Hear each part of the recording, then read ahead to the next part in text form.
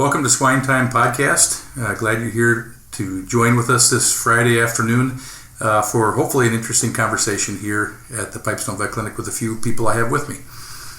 Today I have Jon De Jong, one of our nutritionists here at Pipestone, and I've also got Brent Pepin, one of our veterinarians on staff here at Pipestone. The topic is basically we slowed pigs down.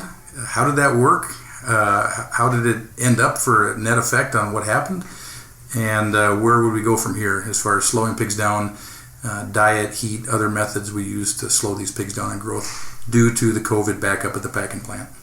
So if I didn't lay that question up right, you guys correct me, but I think that's the general topic. We slowed pigs down. How did we do it? What actually happened? And where do we go from here? So maybe start with this. Jon, dietarily, we fed these pigs different diets. What was the basic thing we did dietarily, and just go through that because there's a few moving parts on that one.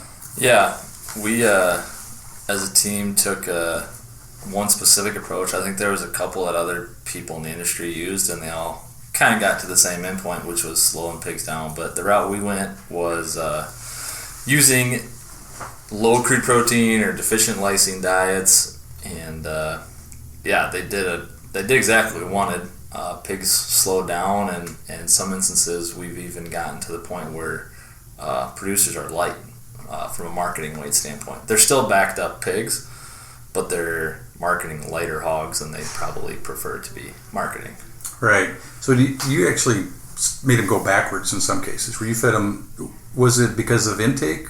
Yeah, it had to be intake, just purely intake slowed down that much that they actually stopped growing. Yeah, so they ate about the same with the approach we took, low crude protein, but they just, the gain was about half of what it was. And then at the same time in the barn we were doing raising the set points 10 or 15 degrees, and I know a lot of people crank feeders down really tight, and so that probably restricted intake. I think we saw a 20% or something reduction from some guys I talked to just by cranking the feeders down really tight. Yeah, my perception was that we changed the diets and actually slowed their intake down. That's why they didn't gain. But you're saying no, the conversion was just so poor because we gave them such of a poor quality diet. They couldn't gain on that diet. It was just not efficient. Yeah, there wasn't anything there for them to, essentially they didn't have anything available to put lean tissue down as muscle, so they didn't gain, and they ate, but then when you restricted their feeder, it was kind of a compounded effect. They didn't eat, plus what they were eating wasn't very good. Okay. From the pig's perspective. Brent, what related your barns? People doing a diet or temperature? What percent of producers that you work on the finishing side with did that? Like half the guys were slowing their pigs down. All of them? Oh, I think anybody who had late finisher pigs were just trying something to slow down. A lot of guys did feed ration change, and if they didn't do that, they at least did like cranking the feeders down or turning up the heat, just something to buy a little more time. Yeah, I bet 90+% did something. Yeah, I mean, it was. I would guess it'd be a hard time finding someone who didn't do something. Okay. I would think. What temperatures did we get to in the barns? How hot did the barns have to get that effect? 85 degree set point. When it all started, it was March, so it was still pretty cool outside. So if late finishing set point is 62 or something in the low 60s, we were going up to like 75, 80. Okay. I was thinking it was even higher in some cases. But I was thinking 75 is what I heard. Yeah. Heard for the most part. So within the last year, I was called out to a finisher that they had accidentally turned their set point, I think it was to 85. And they killed a bunch of pigs. It was a finishing barn. Whoa. And so it gets me thinking, like, we're going to warm these pigs up to slow them down. At some level, do we really hurt them? And that was a mistake in this producer's barn, not related to the current effort. But is there any danger in too hot, or is it no? I don't know. Well, the biggest complaint I heard about, I don't know if it was a complaint, but the biggest feedback I heard from people who did do the ration change was that they just felt like the pigs, they wouldn't get up, like they just laid around all day. Yeah. Pigs got really lethargic. Yeah. We saw a few instances where we don't quite know what caused it, but water intake, they backed off water. I heard that too. Like they just drank less water, and they never really got sick or had high death loss from it, but just lazy pigs. What about vices? I've been blown away at what I haven't seen for these behavioral vices. I think we're going to restrict intake. Yeah. They're going to kill each other. What do you think? Got worse, same, better? I actually haven't heard anybody complain about it increasing. Yeah. It is surprising. I was expecting the same thing. Yeah, I would say every barn I went into that had slow down diets or slow down situations, there was almost no vices. Their tail bite. I think they're just too. But if they're too lazy exhausted, and tired, they don't want to get up. They don't care enough to fight. Oh, okay. Was it calcium chloride? Yeah, the other option a lot of people did was calcium chloride. It's feed additive, and that does cause them to not eat. So it'll cut intake in half. Okay. More. And the problem is it adds $20 or $30 a ton to the feed. Mm-hmm. So they eat less, but it costs more what they do eat. And if you do it for a long period of time, we don't know because no one's ever researched any of this stuff, right? But they think if you feed it for a long time, it'll cause broken bones. Well, so that's another piece. Everybody says we're feeding these stripped down diets, calcium chloride, these things that it's not the normal diet that you're feeding for bone development and structure. I haven't heard any stories of the breaking bones, just like I haven't seen any of the vices develop. I haven't heard any stories of like lots of broken bones loading fat hogs. Is that true? I think that's true. There's not been tons of reports of that. Have you heard of that? No, I haven't heard any. Okay. Yeah, I haven't either. Okay. I thought maybe too with heavyweight pigs in the pen, they're not. Those pens aren't set up for heavyweight hogs, and so maybe you'd have more just trying to get pigs sorted out. But I haven't even heard that they're harder to load, but sure. Okay, this is something that really needed a guy from a packing plant to answer. But all these slow down diets, is the meat quality different? I wondered about that for the last couple months as we do these things. Is pork quality going to shift from the slow down from different diet profile? I shouldn't ask it here because we might all look at that. You don't know, but do you have any knowledge of that, John? What it would do? They theoretically should be fatter. Since they're not laying down any lean tissue, they're going to lay down fat instead. Okay. And but I have not seen like a big packer, report that would say, "Oh, pigs are 2/10 higher back fat" or anything like that. So I had heard of like a fifth hand rumor that some packers were going to try to screen loads that had been held versus regular growth loads, for meat quality. But I think that was bogus. It was not true at all because I haven't heard it. Other than that one day, I hadn't heard it again, and I've asked about it. So I haven't heard anything to that. So as far as we know, the meat quality is not affected from the slow down diets. Yeah, no, I was talking to someone the other day, and they asked the same question: is the meat going to be a lot better, worse tasting meat because of this? But yeah, I don't know. I have no. Well, these pigs are going to be so old; it'll be like eating a Parma ham, like a year-old pig. Cutter canners, and then what? Cow side. If you kill a cow, that's a big old prime choice select, and then cutter canner. Yeah, don't know. So you mentioned it already. Pigs literally stop growing. In some cases, producers at 170 days are bringing in 240-pound pigs or something. Some really light pig that they really slowed them down.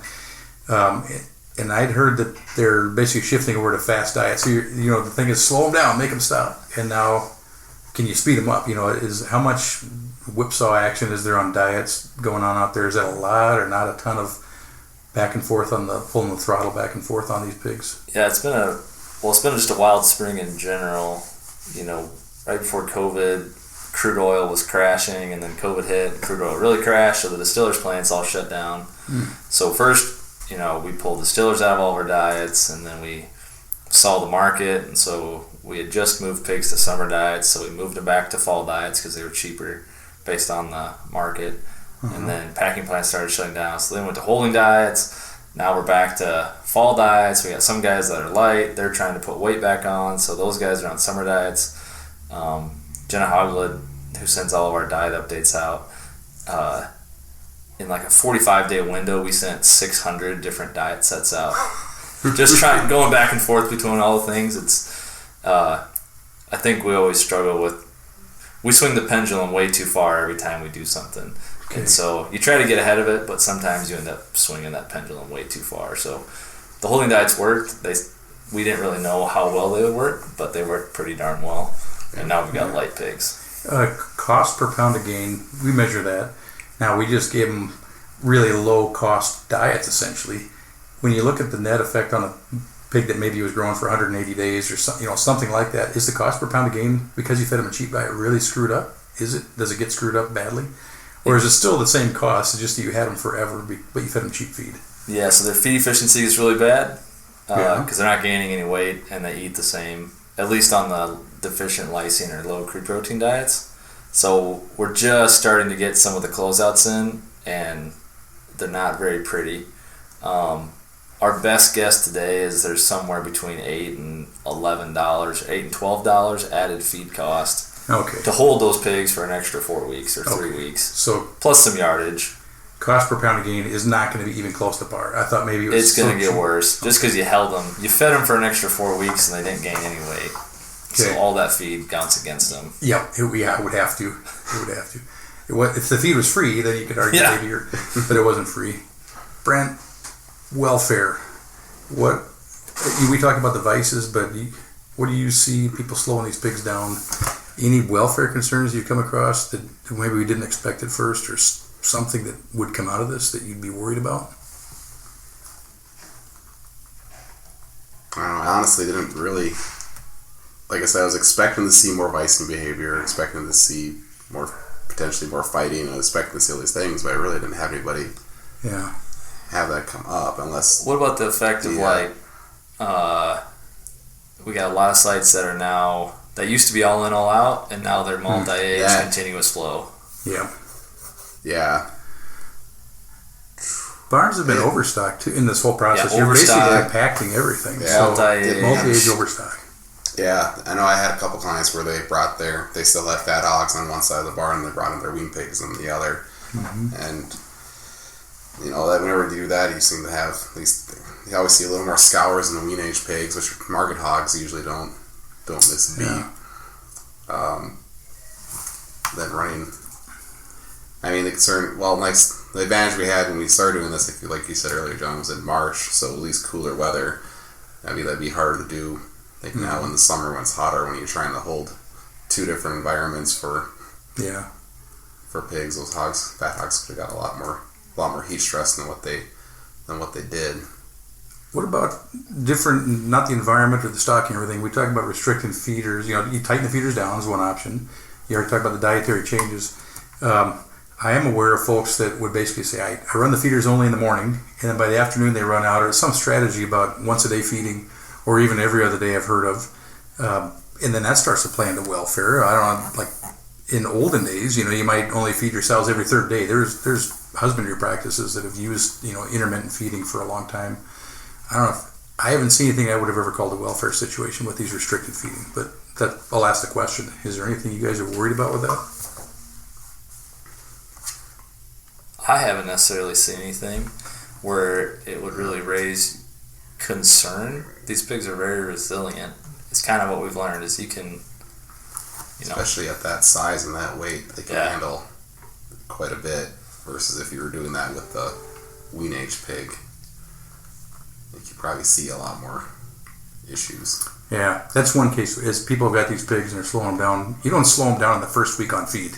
There's a certain point where you basically put that program into place. It's end of nursery, or when would you start looking at doing a slow down program? When we went, we started at about 27, 30 pounds, kind of after the nursery phase, and then kind of took a stair step approach. So on the front end, it wasn't overly aggressive, and then as you got towards late finishing, it got more and more aggressive, trying to slow them down.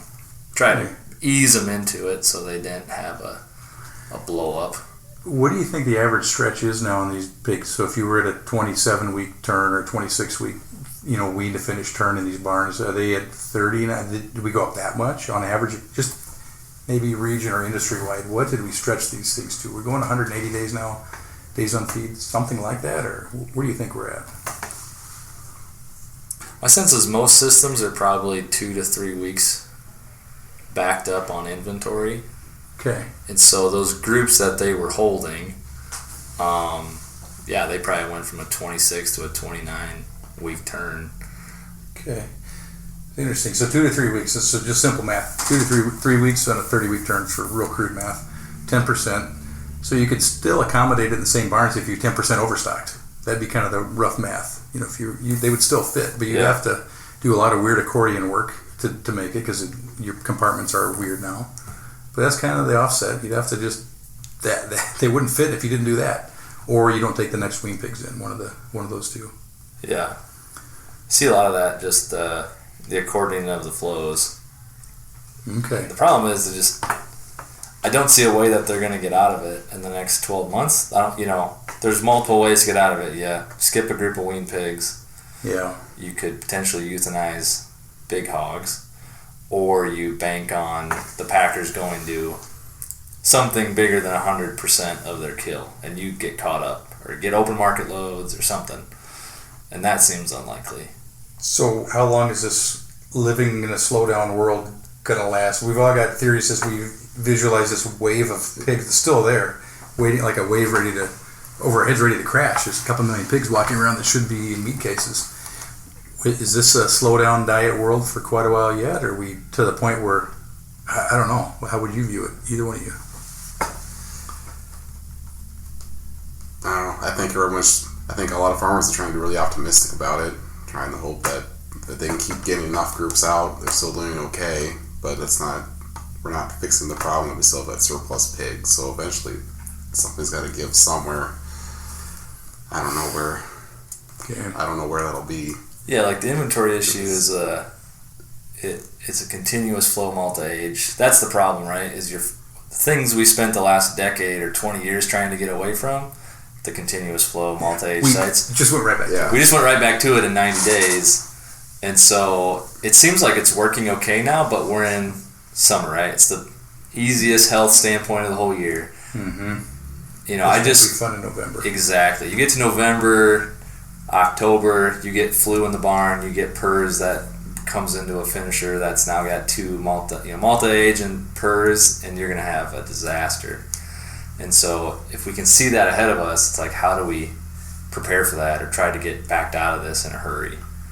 All right. I'm looking for some optimism. Yeah. I don't know. Brent, you got any comments? We could probably wrap this conversation up. But before we get more depressed. I think John covered it pretty well there. Yeah. I think, the optimism is if you can work through that and be aware of it, there's gonna be a good spot on the back end of it. There will be some hogs that exit the industry, but those who are aligned with shackle space and are able to manage through the wave of hogs that are coming, there's gonna be good times on the other side of it.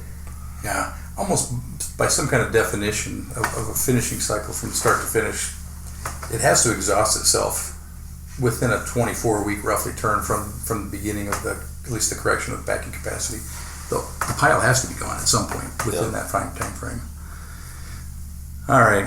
Well, I appreciate you both being here. Trying to think of it. You got any final comments? I think we exhausted the topic, at least what we're going to accomplish in a 12-minute period. No, I've been not tickled, but very appreciative of all the guys we work with. They've been super flexible and willing to do different things and trying to find creative solutions to get through all this. It's been cool for me to see. Yeah, agreed on that. Brent? Yeah, I guess overall was just impressed how I'm not a nutritionist. I don't ever try to pretend to be a nutritionist. Just how fast you guys were able to do something you never learned how to do. Yeah. Like you didn't go to school to learn how to slow pigs down. And able to respond really fastly and just do our jobs really bad. Yeah. See, Brett, but it's effectively. Unlike you, I pretend to be a nutritionist when I go. It's pretty easy. I always say, I know a nutritionist I can ask. Yeah. Okay. Well, I appreciate you guys being here. Yeah, thanks, Spencer. And thanks to the audience for being part of this as well. And stay tuned in next time for the next topic we cover on the SwineTime podcast.